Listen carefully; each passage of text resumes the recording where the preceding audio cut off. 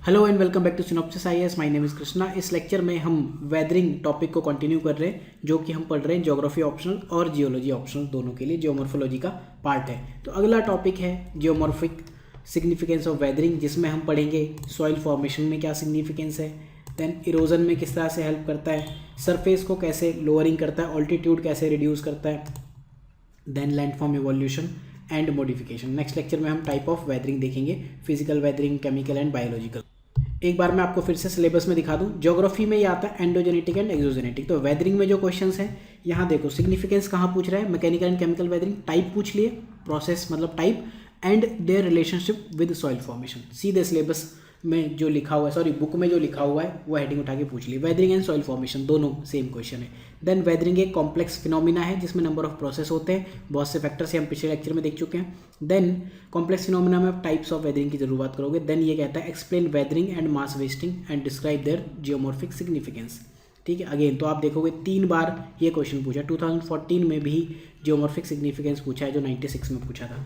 अगर हम geology optional में बात करें तो जियोलॉजी में तो डायरेक्टली सिलेबस में ही दिया हुआ है weathering and soil formation, term ही यही दी हुई है। अगर आप सिलेबस उठा के देखो जियोमॉर्फोलॉजी का तो ये दिया हुआ है। तो इससे जो क्वेश्चन है, इन्होंने पूछा वेदरिंग क्या है, डिफरेंट प्रोसेस या फिर टाइप बता दो, controlling factor of soil formation, modern soil पहले सॉइल से कैसे डिफर करती है, वेदरिंग मास मूवमेंट पे आपको शॉर्ट नोट लिखना है।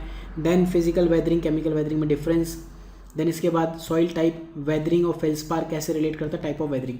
वेदरिंग का सॉइल फॉर्मेशन से डायरेक्ट यहाँ पर रिलेशन तो नहीं पूछा है, हालांकि यहाँ सिलेबस में मोर डायरेक्टली ये चीज़ लिखी हुई है ज्योग्राफी ऑप्शनल के कंपेरेटिवली।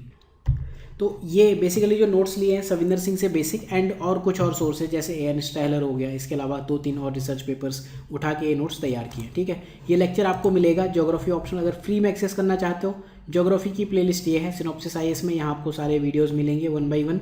ठीक है, guidance video and studying video. Then geology के लिए आप देखो यहाँ पर मैं वीडियोस ऐड करते जा रहा हूँ 1 बाय 1। ठीक है, अगर आप पेड कोर्सेज देखना चाहते हो सिनॉप्सिस की वेबसाइट पे ऑप्शनल्स में ज्योग्राफी एंड जियोलॉजी के पेज आप विजिट कर सकते हो। कोर्स फी बहुत कम है, ऐसा कोई बहुत ज़्यादा हाई कोर्स फी भी नहीं है, एंड यहाँ फ्री मटेरियल भी आप डाउनलोड कर सकते हो। ठीक है, स्टार्ट करते हैं लेक्चर।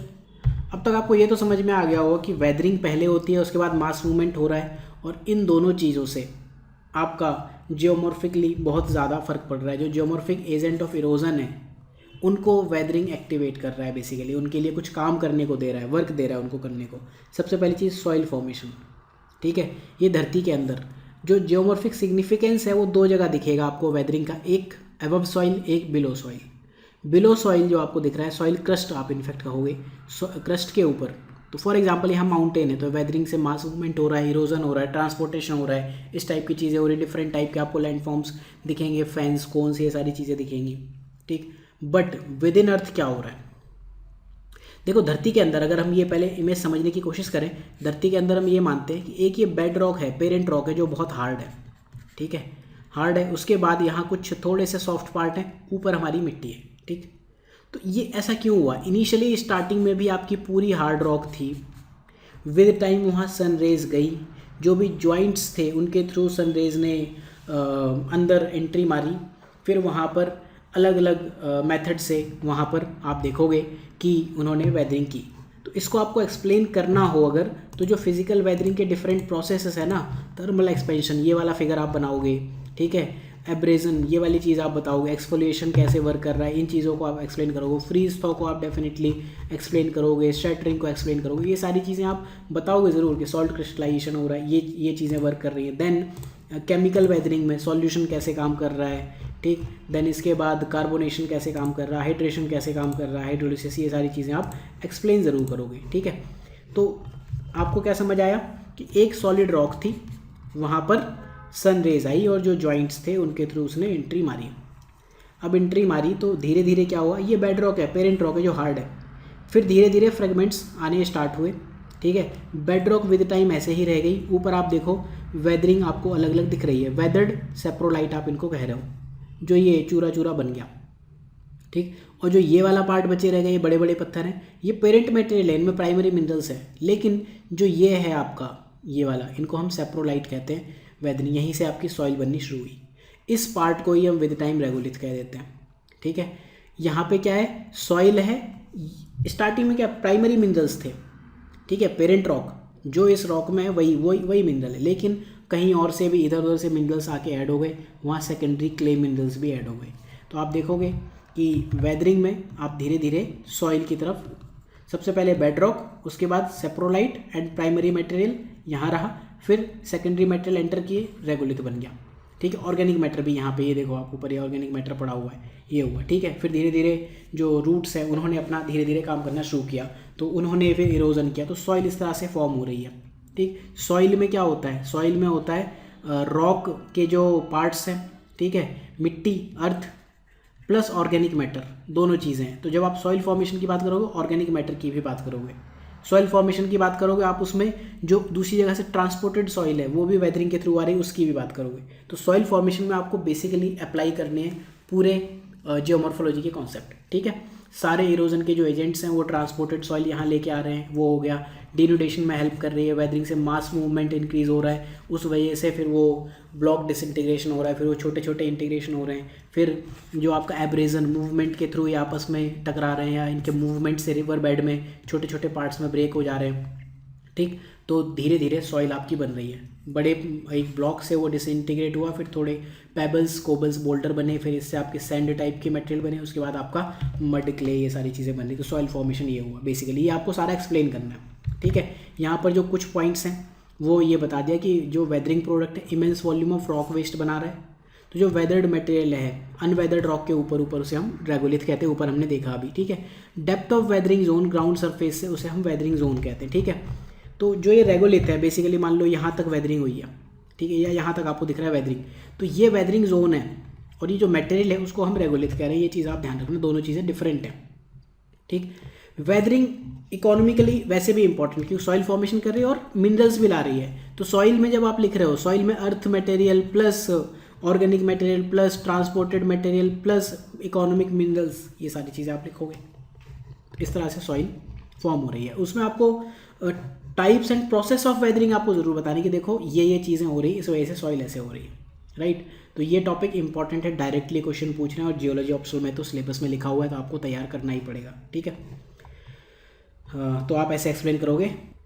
फिर वेदरिंग से आप देखोगे इरोजन बढ़ रहा है, ठीक।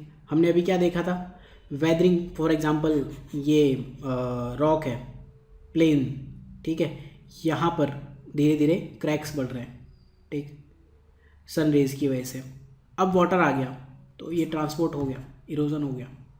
इरोजन में ट्रांसपोर्टेशन इंक्लूड होता है एंड वेदरिंग में ट्रांसपोर्टेशन इंक्लूड नहीं होता है। ये प्लेन एरिया में हुआ, माउंटेन्स पे क्या है, ये वेदरिंग हुई, ये सीधे आपका मास मूवमेंट हो गया, ट्रांसपोर्ट हो गया। तो वेदरिंग से आपका इरोजन में भी हेल्प हो रही है। वेदरिंग क्या है, रॉक्स को लूज करता है, डिसइंटीग्रेट और डिकम्पोज करके, इस वजह से इरोजनल प्रोसेस को स्टार्ट करने के लिए एक रास्ता देता है। एजेंट ऑफ इरोजन क्या है, मेनली 6 एजेंट हैं, सातवां आप रिवर मान सकते हो, ठीक है, सॉरी रेनफॉल, रिवर, एओलियन यानी कि wind, glacier, periglacial, marine, karst, ये हो गए। इसके अलावा रेनफॉल, इतने, प्लूवियल भी कहते हैं रेनफॉल को, ठीक है। फ्लूवियल होता है रेन एंड प्लूवियल होता है रेनफॉल, ठीक। तो जो वेदरिंग और इरोजन है ये रिवर को ओवरलोड कर देते हैं। अब यही जो सेडिमेंट जा रहे हैं ये धीरे धीरे रिवर में चले गए, तो रिवर ओवरलोडेड होंगी, स्लगिश होंगी, और इसकी वजह से रैपिड सिल्टेशन होने लगता है। अल्टीमेटली फिर फ्लडिंग आती है, बाढ़ बढ़ती है, बाढ़ की आवृत्ति या फ्रीक्वेंसी बढ़ जाती है, राइट। तो इस तरह से इरोजन को भी हेल्प कर रहा है। Then surface lowering, surface lowering क्या है, ये प्लेट्यू है या ये माउंटेन है, ठीक है। तो continuous removal and transfer of weathered material हो रहा है धीरे धीरे, तो अल्टीमेटली सरफेस लोअरिंग होगी, ठीक है। क्यों, अभी यहाँ का मटेरियल है, धीरे धीरे ये मटेरियल भी आपका नीचे चला जाएगा। तो ये माउंटेन पहले ऐसे था, फिर ऐसे बनेगा, फिर ऐसे बनेगा, फिर ऐसे बनेगा, अल्टीमेटली ये प्लेन हो जाएगा, ठीक है। एरिया इसका एवरेज हाइट प्लेन की बढ़ जाएगी, लेकिन माउंटेन की एवरेज हाइट घट जाएगी। तो यहाँ पर जो प्रोसेस है मास मूवमेंट या ट्रांसलोकेशन, जैसे ही वेदरिंग हुई मास मूवमेंट एक्टिव हो जाएगा। हम लगातार ये चीज़ पढ़ते आ रहे हैं, ठीक है। एंड एजेंट ऑफ इरोजन, जो मेजर 6-7 एजेंट्स ऑफ इरोजन है उनके थ्रू हो रहा है। Then landform evolution and modification, weathering की वजह से अपने लैंडफॉर्म्स बनी रहे। एक चीज़ जो वेदरिंग की वजह से डायरेक्ट लैंडफॉर्म बन रहे हैं उन्हें हम कहते हैं third order relief feature. First order relief feature क्या है, continent and ocean. Second order relief feature क्या है, जो धरती पर लार्ज फीचर्स हैं, फॉर एग्जांपल माउंटेन हो गया, प्लेन हो गया, प्लेट्यू हो गया, ये सारे सेकंड ऑर्डर रिलीफ फीचर। ये सब कीवर्ड लिखना सीखो आप, first order relief feature, normal मत लिखो कि ये बन गए। आप अगर ये लिखते हो कि वेदरिंग क्या है, सेकंड ऑर्डर रिलीफ फीचर में ये मास मूवमेंट और इरोजन एक्टिवेट करता है, उसकी वजह से थर्ड ऑर्डर रिलीफ फीचर आते हैं, इरोजन और डिपोजिशन, ये सारी चीज़ें होती हैं, उसकी वजह से स्टोन लैटिस बन रहे हैं, टॉर्स बन रहे हैं, but talus cone, talus fan and sandstone and wills, ये सारी चीज़ें बनी। टॉर्स बहुत ही इंटरेस्टिंग लैंडफॉर्म्स हैं, इनको हम जहाँ पढ़ते हैं वो टॉपिक है हमारा लैंडफॉर्म्स, यहाँ हम पढ़ेंगे टोर्स पढ़ेंगे हम पेरीग्लेशियल ग्लेशियल इस वाले टॉपिक में, ठीक है। तो ये मैं आपको अभी पढ़ा दूंगा कुछ दिन में, ठीक।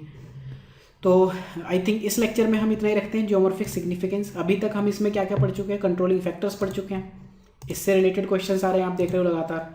जियोमॉर्फिक सिग्निफिकेंस से सबसे ज़्यादा जो क्वेश्चन आए सॉइल फॉर्मेशन में, ये बस आप ध्यान रखना, जब भी वेदरिंग एंड सॉइल फॉर्मेशन आए तो आपको फिजिकल वेदरिंग के एजेंट से रिलेट करना है। फिगर्स भी आप ये वाली बनाओगे, इनफैक्ट ये है बड़ी रॉक से छोटा बन रहा है, देन इसके बाद केमिकल वेदरिंग आप बताओगे, बायोलॉजिकल वेदरिंग भी बताओगे। बायोलॉजिकल वेदरिंग क्या करते हैं, ये जो आपके फ्लोरा फोना है, ये बरोइंग एनिमल है, क्या करते हैं अल्टीमेटली, सुरंग खोद रहे हैं, सॉइल्स बना रहे हैं, ठीक। ये सारी चीज़ें आप एक्सप्लेन करोगे। आप आई थिंक क्वेश्चंस आप एक बार फिर से देखना, ये जो PDF है ना, ये प्रीवियस ईयर क्वेश्चंस वाली, ये आप डाउनलोड यहाँ से करना, यहाँ ज्योग्राफी के पेज पर ये है 1971 से 2021, एंड जियोलॉजी की जो PDF है ये यहाँ पर अपलोडेड है, IFS के क्वेश्चंस अपलोडेड है इसमें, ठीक है। So thank you for watching. अगर आप फ्री में भी देख रहे हो तो आपको ये PDF डेफिनेटली बहुत ज़्यादा हेल्पफुल होने वाली है, ठीक है। मिलते हैं अगले लेक्चर में, तब तक के लिए ध्यान रखिए और पढ़ते रहिए।